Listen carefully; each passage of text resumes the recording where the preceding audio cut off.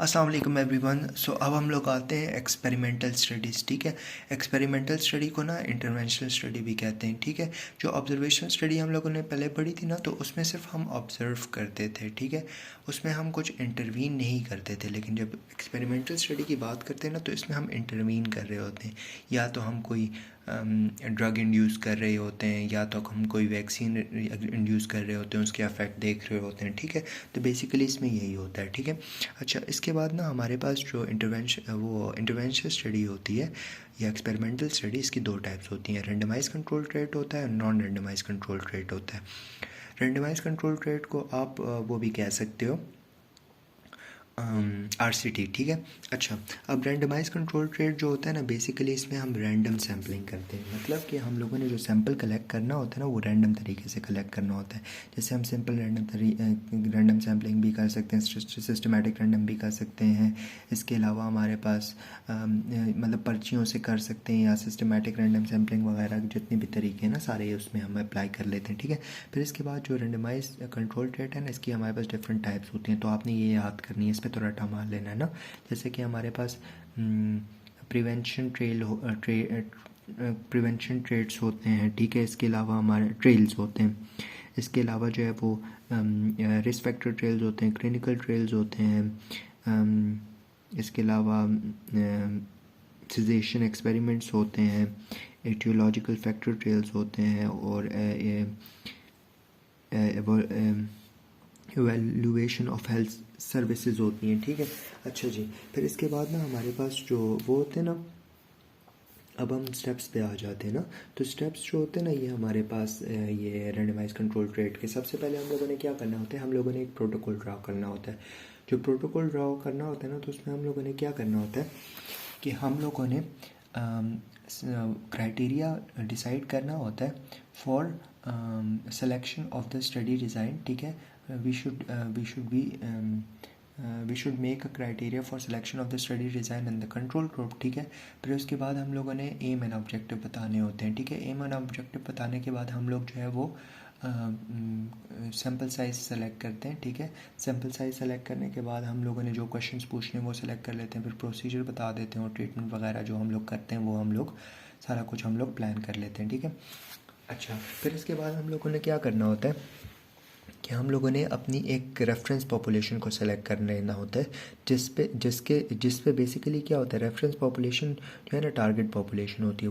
वो पॉपुलेशन होती है जिस पे बेसिकली आप रिज़ल्ट जनरलाइज करते हो। ठीक है, जैसे रेफरेंस पॉपुलेशन है ना, उसमें से हम लोग जो है वो रैंडमाइजेशन के ज़रिए हम लोग जो है एक्सपेरिमेंटल पॉपुलेशन सेलेक्ट कर लेते हैं। ठीक है, फॉर एग्ज़ाम्पल मैं कहता हूँ कि हैदराबाद की पॉपुलेशन जो है वो है, फॉर एग्ज़ाम्पल हमारे पास है 1000। ठीक है, और उस 1000 में से मैं 100 लोग सेलेक्ट करता हूँ जो मेरी एक्सपेरिमेंटल पॉपुलेशन होगी। हैदराबाद की पॉपुलेशन जो थी 1000 थी, जो हमारी रेफरेंस पॉपुलेशन थी, लेकिन उसमें से मैं 100 पॉपुलेशन ऐसी सेलेक्ट करता हूँ जिस पे मैंने अपना वो करना है, रिसर्च करनी है। ठीक है, तो वो हमारे पास हो जाएगी एक्सपेरिमेंटल पॉपुलेशन। और ये पॉपुलेशन मैंने सेलेक्ट कैसे किया, रैंडमाइजेशन के ज़रिए की है। ठीक है, अच्छा, फिर इसके बाद ये जो पॉपुलेशन हमने एक्सपेरिमेंटल पॉपुलेशन सेलेक्ट की है ना, इसका जो भी रिज़ल्ट आएगा वो हम लोगों ने जनरलाइज करना होगा ऑन द रेफरेंस पॉपुलेशन। ठीक है, अब जो एक्सपेरिमेंटल पॉपुलेशन होती है ना, ये हमारे पास इसका हम प्रॉपरली इन्फॉर्म कॉन्सेंट लेते हैं इससे। ठीक है, फिर इसके बाद ये it has to be representative of the reference population.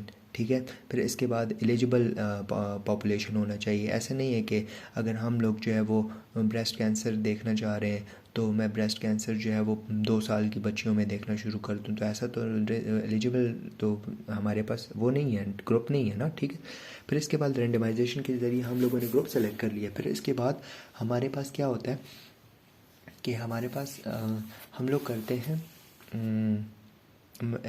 Intervention manipulation. ठीक है, इंटरवेंशन फॉर एग्जांपल जो भी वैक्सीन है what ever it is, drug है वट एवर, वो हमने इंटरवीन कर दिया बॉडी में, ठीक है। फिर उसके बाद हमने फॉलोअप करना है, फॉलोअप करके हमने रिजल्ट देखते हैं और एंड में हमने असेसमेंट करनी है। पॉजिटिव असेसमेंट भी हो सकती है और नेगेटिव असेसमेंट भी हो सकती है। पॉजिटिव असेसमेंट ये होती है कि हमारे पास बेनिफिट्स हमें मिले हैं उस ड्रग की वजह से, और नेगेटिव असेसमेंट ये होती है कि हमें बेनिफिट्स तो नहीं मिले लेकिन हमें साइड इफ़ेक्ट्स मिलना शुरू हो गए, ठीक है।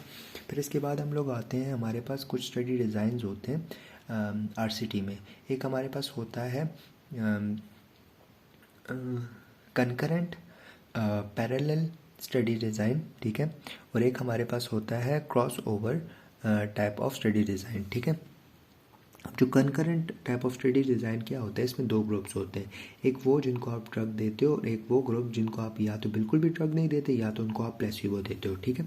फिर इसके बाद हमारे पास cross over type of study design आ जाता है। क्रॉस ओवर में ये होता है कि फॉर एग्जांपल मैं दो लोगों को सेलेक्ट करता हूँ, एक मेरे पास A हो गया और एक मेरे पास B हो गया, ठीक है, और मैंने उनको 10 दिन तक वैक्सीन देनी है एक, ठीक है। तो पहले 5 दिन मैं A को वैक्सीन देता हूँ और B को जो है वो प्लेसिबो देता हूँ, और अगले 5 दिन में B को जो है वो वैक्सीन देता हूँ और A को मैं प्लेसिबो देखता हूँ और मैं इफेक्ट्स देख रहा हूँ ना, ठीक है। तो ये हमारे पास हो जाएगी क्रॉस ओवर स्टडी डिज़ाइन, ठीक है। अच्छा जी, फिर इसके बाद हमारे पास आते हैं नॉन रैंडम कंट्रोल ट्रेट। अब नॉन रैंडम कंट्रोल ट्रेट में बेसिकली हमने रैंडमाइज कंट्रोल ट्रेट में तो हमने रैंडम तरीके से, हम लोग रैंडम जो सैम्पलिंग का तरीका होता है उससे हमने सैंपल कलेक्ट किए थे, ठीक है। लेकिन इसमें क्या होता है कि हम रैंडम तरीके से हम सैंपल कलेक्ट नहीं करते। फॉर एग्जांपल इसमें हमारे पास 3 टाइप्स होती हैं। सबसे पहले हमारे पास है अनकंट्रोल ट्रेट। अनकंट्रोल ट्रेट में बेसिकली क्या होता है कि फॉर एग्ज़ाम्पल मैं किसी फॉर एग्ज़ाम्पल इसमें हमारे पास कंट्रोल ग्रुप नहीं होता, ठीक है। हम पूरी पॉपुलेशन पे मैक्सिमम जो हमारा एरिया होता है उसको हमने कवर करना होता है। फॉर एग्ज़ाम्पल मैं कहता हूँ कि मैं किसी इलाके में फ्लोरिनेटेड पानी का इफ़ेक्ट देखना चाह रहा हूँ, ठीक है।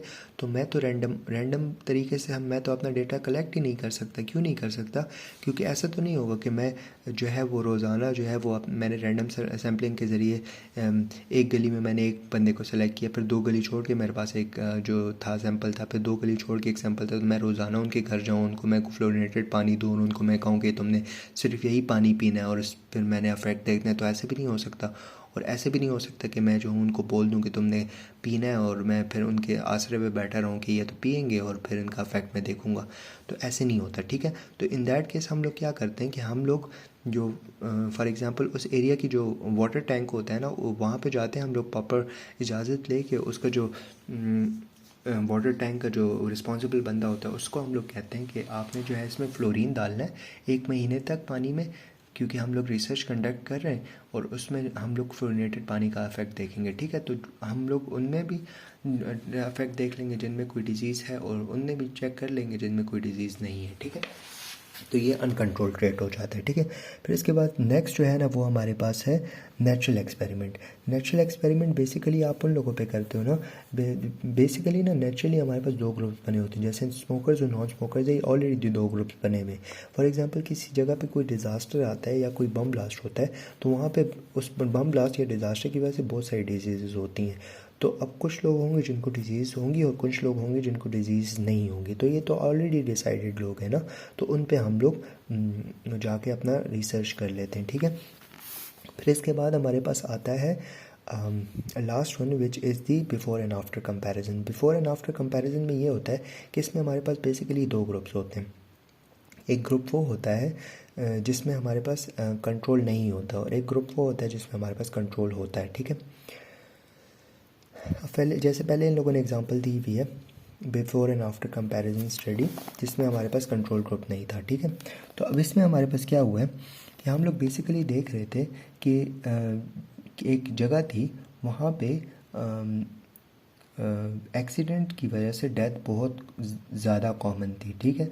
तो हम लोगों ने क्या किया कि हम लोगों ने एक रूल बनाया कि जो लोग सीट बेल्ट नहीं पहनेंगे तो उनको फ़ाइन लगेगा। तो फिर इसकी वजह से सब ने सीट बेल्ट पहनना शुरू कर दिया और उसकी वजह से death rate because of the accident जो है वो बहुत ज़्यादा रिड्यूस हो गया, ठीक है। तो इसमें हम लोगों ने सिर्फ चेक किया कि डेथ रेट का सीट बेल्ट के साथ क्या एसोसिएशन है, ठीक है, बिकॉज ऑफ द एक्सीडेंट। और सेकंड में हमारे पास कंट्रोल ग्रुप था, वो एक एरिया वो था जो लोग सीट बेल्ट पहनते थे, तो उस और एक एरिया वो था जो लोग सीट बेल्ट नहीं पहनते थे, और उनमें हम एसोसिएशन चेक कर रहे थे कि किस में जो है वो death because of the car accident ज़्यादा होती है, ठीक है। That's it, we done with this point. And रुको, इसमें एक दो चीज़ें रह गई, वो करते हैं, फिर इसके बाद इसके बाद फिर दूसरे टॉपिक्स पे जाएंगे ना। देखो, सबसे पहले ना हमारे पास ये जो वो होता है ना, ये RCT होता है ना, रेंडमाइज कंट्रोल ट्रेड, इसमें कुछ बायस रिजल्ट आते हैं। अब बायस हमारे पास 3 टाइप ऑफ बायस रिजल्ट आ सकते हैं। एक तो हमारे पास सब्जेक्टिव वेरिएशन आ सकती है, लाइक कोई सब्जेक्ट है ना, वो हमारे पास कभी एक बात करता है, कभी दूसरी बात करता है, उससे वेरिएशंस आ सकती हैं। या हम जो ऑब्ज़र्व कर रहे हैं उसकी वेरिएशन आ सकती हैं, लाइक वो अपने हिसाब से कोई डेटा बना रही है। या इवैल्यूएशन, जो इवैल्यूएशन करता है, डेटा एनालिसिस करता है, उसमें हमारे पास कोई वेरिएशन आ जाए। तो हमारे पास 3 सब्जेक्टिव, ऑब्जेक्टिव और हमारे पास एक इवैल्यूएशन वेरिएशन थी, ठीक है। फिर इसके बाद हमारे पास जो है ना ब्लेंडिंग पे आ जाते हैं, ठीक है।